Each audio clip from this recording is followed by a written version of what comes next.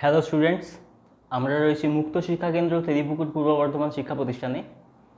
আজকে আমরা নেতাজি সুভাষ ওপেন ইউনিভার্সিটির বিডিপি সেকেন্ড ইয়ার তার এফএসটি এই যে কম্পালসারি সাবজেক্টটা রয়েছে সেই এফএসটি সাবজেক্টটা নিয়ে আলোচনা করব। আজকে আমরা নবম অধ্যায় বা একক নয়, যেটা হচ্ছে মহাবিশ্ব একটা বস্তুতন্ত্র, সেটা নিয়ে আলোচনা করব। তো মহাবিশ্ব, তো প্রথমে এটার যে বৈশিষ্ট্য আর কি, মহাবিশ্ব জিনিসটা কি সেটা একটু জানা যাক। মহাবিশ্ব আর হচ্ছে আমরা যেটা দেখতে পাই আর কি, যে আকাশের দিকে তাকিয়ে আমরা যে আমাদের গ্রহ পৃথিবী রয়েছে, আমরা আকাশের দিকে তাকিয়ে চাঁদ দেখতে পাই, মেঘ টেঘ এগুলোকে ধরলে হবে না। মহাজাগতিক যে বস্তুগুলো, যেমন আমরা চাঁদকে দেখতে পাই, সূর্য দেখতে পাই, এবং রাত্রির আকাশে অনেক তারা দেখতে পাই। রাত্রির আকাশে তারা ছাড়াও আরও অনেক কিছু রয়েছে যেগুলোকে আমরা দেখতে পাই, যেমন হচ্ছে আমরা মাঝে মধ্যে উল্কা দেখতে পাই, কখনো কখনো ধূমকেতু দেখতে পাই, ঠিক আছে। এবং খুব খেয়াল করলে আমরা আমরা যে গ্যালাক্সির মধ্যে আমরা রয়েছে আর কি, যে এই যে মিল্কি ওয়ে গ্যালাক্সি বা আকাশগঙ্গা ছায়াপথ যেটা আর কি, তার অংশ আমরা দেখতে পাই। তো প্রথমে আর কি ইতিহাসের দিক যদি ঘাঁটা হয় তাহলে হচ্ছে অনেক আগেতে মানুষের ধারণা ছিল হচ্ছে পৃথিবী হচ্ছে স্থির, আর বাকি সকল যে সমস্ত গ্রহ উপগ্রহ নক্ষত্র যেগুলো রয়েছে আর কি, সেগুলো সব পৃথিবীর চারিদিকে ঘুরছে। তো এইটা ছিল হচ্ছে প্রথম দিকের ধারণা, যে পৃথিবী হচ্ছে এখানে স্থির বস্তু এবং সূর্য অ্যাকচুয়ালি পৃথিবীর চারিদিকে ঘুরছে। এবং এই ভাবনাটা খুব স্বাভাবিক, কারণ কি না, আমরা পৃথিবীতে রয়েছি, আমরা নিজেদেরকে স্থির দেখছি, এবং আমরা দেখছি প্রত্যেক দিন যে সূর্য পূর্ব দিকে উঠছে এবং গোল চক্কর কেটে, সূর্য পূর্ব দিকে উঠলো, গোল চক্কর কেটে পশ্চিম দিকে অস্ত গেল, ঠিক আছে। আমরা এটা দেখছি, তাহলে সেক্ষেত্রে সেই লোকগুলোর এটাই স্বাভাবিকভাবে মনে হবে যে হ্যাঁ, পৃথিবীটা তার মানে স্থির, আর সূর্যটা অ্যাকচুয়ালি পৃথিবীর চারিদিকে ঘুরছে। তো পরবর্তীকালে বিজ্ঞানী দার্শনিক টলেমি আর কি, দার্শনিক টলেমি এই মন্তব্যটার একটু বিরোধিতা করলেন এবং উনি তার একটা মডেল দিলেন, কিন্তু সেটা গ্রাহ্য হয়নি। তার কারণ এই যে প্রথম দিকে যে পৃথিবীকে স্থির রেখে যে মডেলটা আর কি, সেই মডেলটা কিন্তু তখন সর্বজন গ্রাহ্য ছিল এবং সেটাকে বেশি লোকে পাওয়ার দিয়ে রেখেছিল আর কি, বেশি লোক ওটাকেই মেনে চলেছিল। আর যে টলেমির যে মডেলটা আর কি, সেটাকে গ্রহণ করা হয়নি তখন। তো টলেমির মত অনুযায়ী উনি যে বিশ্বচিত্রটা দিয়েছিলেন আর কি, সেই চিত্র অনুযায়ী হচ্ছে সূর্যটা স্থির এবং পৃথিবী অন্যান্য গ্রহ এগুলো সূর্যের চারিদিকে ঘুরছে, এটা প্রথম উনি এটা বললেন। এবার শুধুমাত্র টলেমি নয়, তার আগে দার্শনিক থেলস উনি ভেবেছিলেন যে পৃথিবী গোলাকৃতি। তার কারণ কি, এর আগে আরও একটা ধারণা ছিল যে হ্যাঁ, পৃথিবীটা সমতল, পৃথিবীটা গোল নয়, পৃথিবীটা সমতল, এই একটা ধারণা ছিল। তো বিজ্ঞানী থেলস আর কি, দার্শনিক থেলস, উনি প্রথম ধারণা দিলেন যে না, পৃথিবীটা সমতল নয়, পৃথিবীটা গোলাকার। এছাড়া পিথাগোরাস আর তার শিষ্যরা ওনারাও কিন্তু এটা মেনে নিলেন, হ্যাঁ, পৃথিবীটা সমতল নয়, পৃথিবীটা গোলাকার।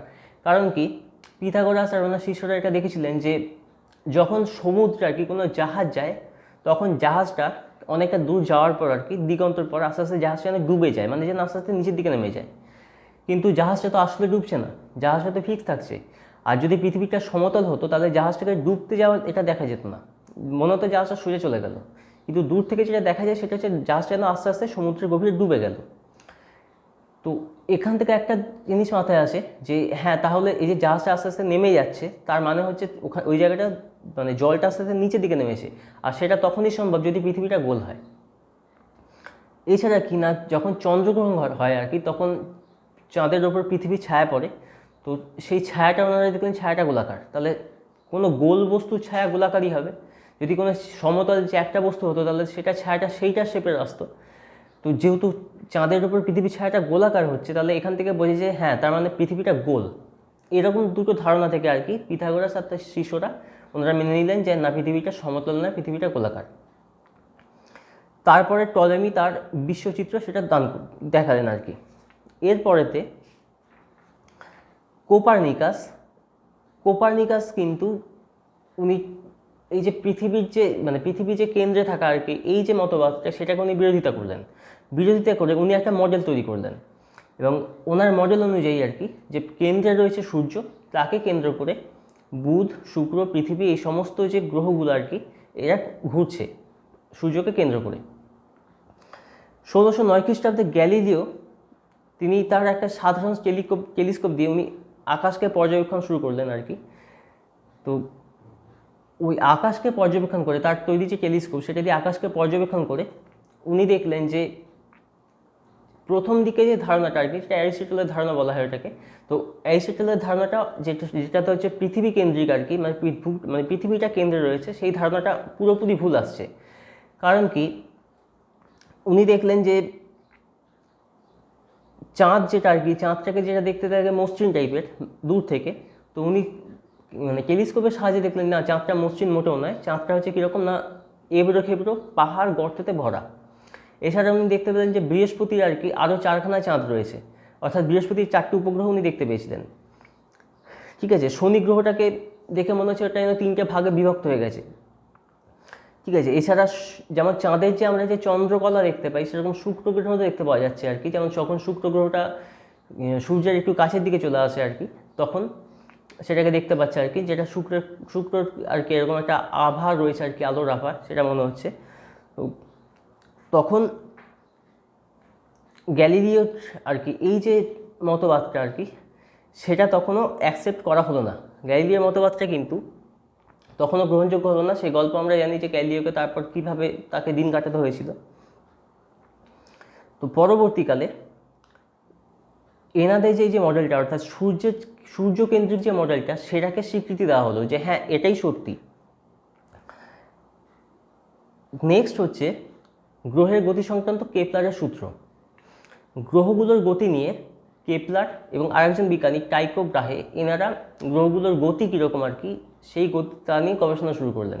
টাইকো ব্রাহে সবচেয়ে সূক্ষ্মভাবে গ্রহগুলোর মানে অবস্থান যেটা আর কি, সেটা সবচেয়ে সূক্ষ্মভাবে পরিমাপ করতে সক্ষম হয়েছিলেন। তারপরে কেপলার আর কি উনি গ্রহগুলোর গতি নিয়ে কয়েকটা সূত্র প্রদান করেছিলেন। গ্রহগুলোর যে গতি আর কি, সেগুলো পরিমাপ করতে গিয়ে দেখা গেল আর কি যে প্রথমে যে মডেলটা আর কি, সেটা হচ্ছে সূর্য হচ্ছে কেন্দ্রে, আর সেগুলোকে সব গ্রহগুলো বৃত্তাকার পথে মানে প্রদক্ষিণ করছে আর কি, এইটা প্রথমে মডেলে বলা হয়েছিল। কিন্তু গ্রহগুলোর গতি যখন পরিমাপ করা শুরু হলো আর কি, তখন দেখা যাচ্ছে কি না গতিটা পুরোপুরি মিলছে না আর কি। যদি বৃত্তাকার পথে হয় তাহলে গতি পুরোপুরি মিলছে না। তখন সেখান থেকে যে ধারণাটা পাওয়া গেল, যেটা কেপলার দিয়েছিলেন, সেটা হচ্ছে গ্রহগুলো তার মানে বৃত্তাকার পথে ঘোরে না, গ্রহগুলো উপবৃত্তাকার পথে ঘোরে, এবং সূর্য আর কি সেই উপবৃত্তের একটা নাভি বা ফোকাস তাতে অবস্থান করে। তো এরকম এগুলো হচ্ছে কেপলারের তৈরি করা যে বিভিন্ন সূত্র, সেগুলো। নেক্সট আমরা যেটা দেখব সেটা হচ্ছে এই যে মহাকাশ, সেইটাতে কি কি রয়েছে।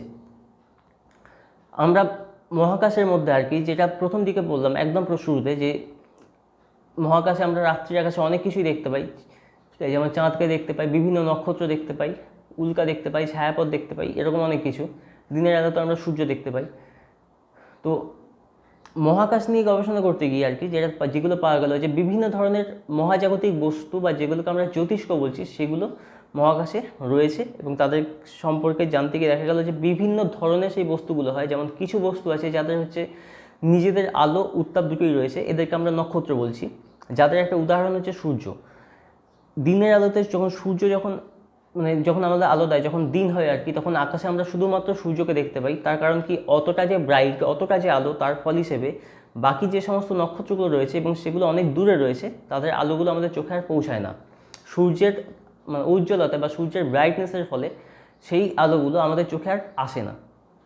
কিন্তু রাত্রির আকাশে সূর্য যখন থাকে না আর কি, সূর্য যখন উল্টো দিকে থাকে, তখন রাত্রির আকাশে আমরা সেই সমস্ত নক্ষত্রগুলোকে দেখতে পাই। তার কারণ কি, যেহেতু অতটা ব্রাইটনেস নয়, অতটা ব্রাইট নেই ওর মধ্যে, তাহলে সেক্ষেত্রে সেই নক্ষত্রগুলোর আলো আমাদের চোখে এসে পড়তে পারবে। তো নক্ষত্র ছাড়া রয়েছে গ্রহ, উপগ্রহ, এছাড়া রয়েছে হচ্ছে ধূমকেতু, উল্কা, নীহারিকা, ছায়াপথ ইত্যাদি। নেক্সট যেটা দেখা হলো সেটা হচ্ছে এদের যে আকৃতি আর কি, মানে এদের আয়তন কীরকম এবং এরা কতটা দূরে রয়েছে। আয়তন হিসেবে দেখা গেল আর কি, এক একটা যে গ্যালাক্সি বা এক একটা যে ছায়াপথ আর কি, সেই ছায়াপথে কিছু না হলেও 100 বিলিয়ন করে নক্ষত্র থাকে, এবং এরকম প্রায় 100 বিলিয়ন মানে ছায়াপথ দিয়ে আর কি সেটা গোটা বিশ্বব্রহ্মাণ্ড তৈরি হয়েছে, এটা অনুমান করা হয়েছে। এবং এদের যে দূরত্বগুলো আর কি, সেই দূরত্বগুলো পরিমাপ করার ক্ষেত্রে একটা নতুন একক আবিষ্কৃত হলো, সেটা হচ্ছে আলোকবর্ষ। আলোকবর্ষ কি না, আলো তার গতিতে, আলো হচ্ছে শূন্যস্থান, মানে যেহেতু মহাকাশ সেটা হচ্ছে শূন্যস্থান, তাহলে আলো শূন্যস্থানে যে গতিতে যাবে সেই গতি দিয়ে পরিমাপ করতে হবে। তো শূন্যস্থানে আলো 1 সেকেন্ডে 3 লক্ষ কিলোমিটার অতিক্রম করে।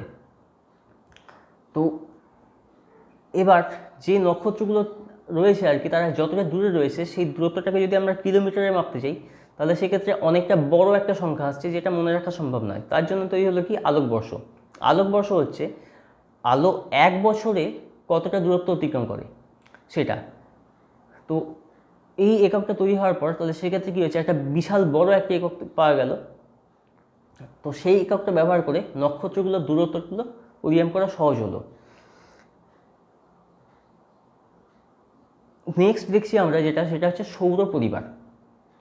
সৌর পরিবার হচ্ছে সূর্যকে কেন্দ্রিক যে পরিবারটা, সেখানে রয়েছে কেন্দ্রে রয়েছে সূর্য, তাকে কেন্দ্র করে উপবৃত্তাকার পথে, যেটা একটু আগে বলা হলো যে উপবৃত্তাকার পথে যার একটা ফোকাসের সূর্য থাকছে আর কি, সেই পথেতে রয়েছে, মানে সেই পথেতে বিভিন্ন যে গ্রহগুলো রয়েছে সেই গ্রহগুলো তাকে প্রদক্ষিণ করে চলেছে। তো সূর্যের সবচেয়ে নিকটতম যে গ্রহটা আর কি, সেটা হচ্ছে বুধ। নেক্সট আছে শুক্র, তারপরে পৃথিবী, তারপরে মঙ্গল, তারপরে আছে বৃহস্পতি, তারপরে শনি, তারপরে ইউরেনাস, তারপরে নেপচুন। তারপর আরও একটা গ্রহ ছিল যেটা আমরা জানতাম আগে, প্লুটো, কিন্তু সেটা প্লুটো আর সৌরজগতের মধ্যে নয়, প্লুটো হয়ে গেছে সৌরজগতের বাইরে, একে বলা হয় বামন গ্রহ। মানে এর কারণ কি সেটা একটু পরে আলোচনা করছি। তো সৌরজগতের প্রথম যে 4টে গ্রহ, এই যে বুধ, শুক্র, পৃথিবী, মঙ্গল, এগুলো হচ্ছে, এদেরকে বলা হয় সলিড প্ল্যানেট এবং এদেরকে বলা হচ্ছে ইনার প্ল্যানেট। কারণ কি, এরা হচ্ছে সূর্যের কাছাকাছি ওই জায়গায় রয়েছে এবং মানে এরা হচ্ছে অ্যাকচুয়ালি শিলা দিয়ে তৈরি, পাথর আর কি, শক্ত কঠিন শিলা দিয়ে তৈরি এটা।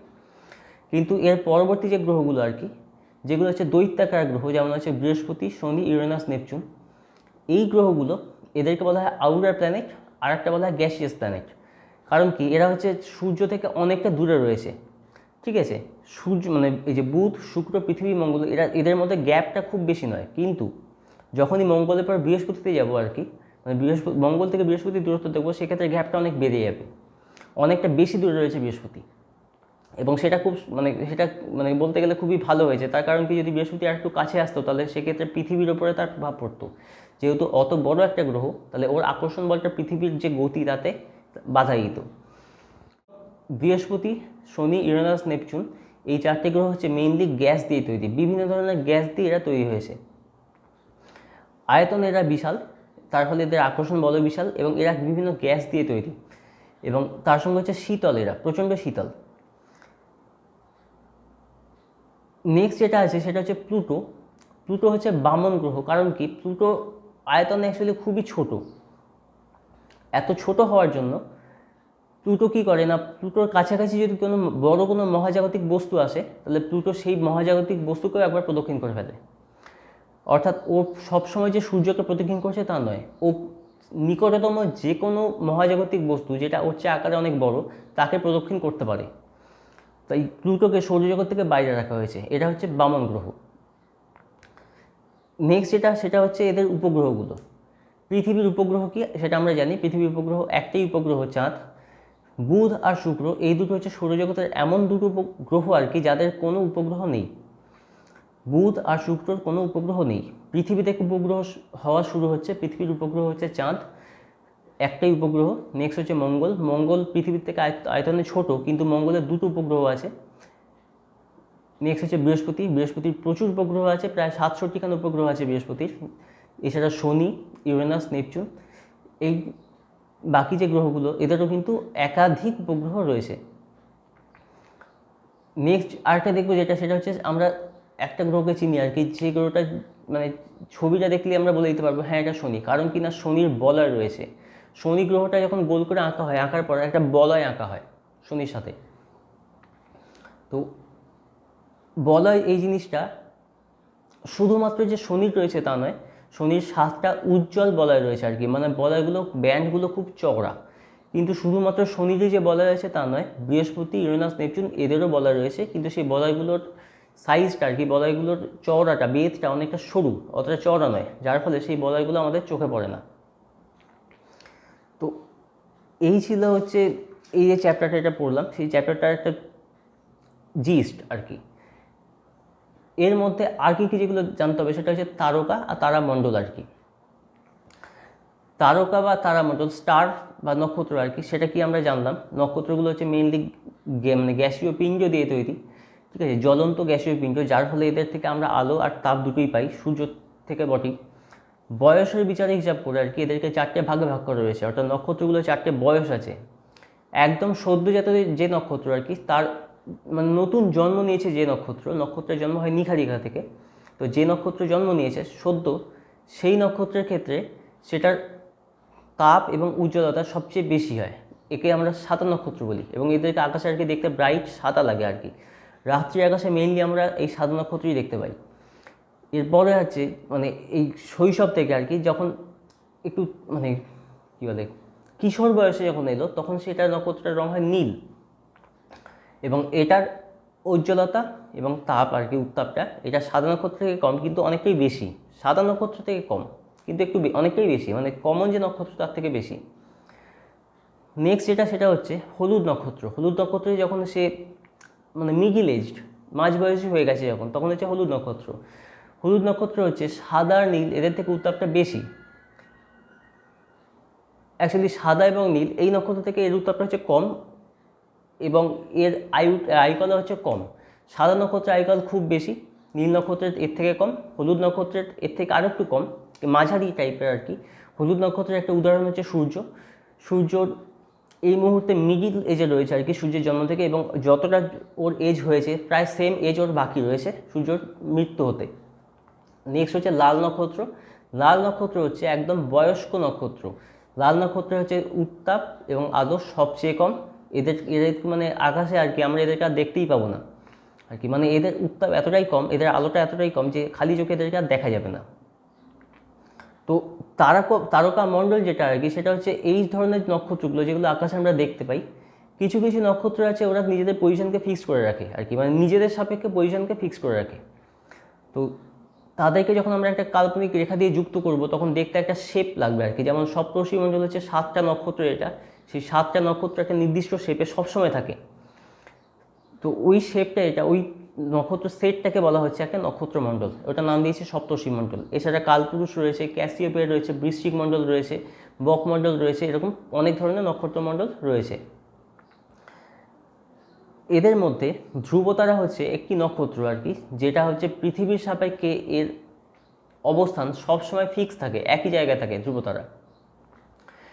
আমরা সপ্তর্ষি মণ্ডলের যে 7টা নক্ষত্র, 7টা নক্ষত্রের মানে জিজ্ঞাসা চিহ্নর আর কি একদম নিচের দিক থেকে যদি শুরু করা হয়, তাহলে 7টা নক্ষত্রের নাম হচ্ছে মরীচি, বশিষ্ঠ, অঙ্গিরা, অত্রি, পুলস্ত, পুলহ, ক্রতু। তো পুলহ আর ক্রতু এই দুটো হচ্ছে জিজ্ঞাসা চিহ্ন ঠিক মাথাটা। পুলহ আর ক্রতুকে যোগ করে যদি একটা কাল্পনিক রেখা দিয়ে তুলে দিই আর কি, তাহলে সেই কাল্পনিক রেখাটা যেতে যেতে একটা নক্ষত্রে গিয়ে আঘাত করে, সেই নক্ষত্রটা হচ্ছে ধ্রুবতারা। এই নক্ষত্রটা উত্তর আকাশে সবসময় দেখতে পাওয়া যাবে, এবং এটা কখনোই চেঞ্জ হয় না, ও সবসময় সেম অবস্থানে থাকে। যার জন্য প্রাচীনকালের নাবিকরা এই নক্ষত্রটাকে দেখে আর কি দিক নির্ণয় করতে পারতো যে হ্যাঁ, এটা উত্তর দিক। তো এই চ্যাপ্টারটা এত দূর রয়েছে।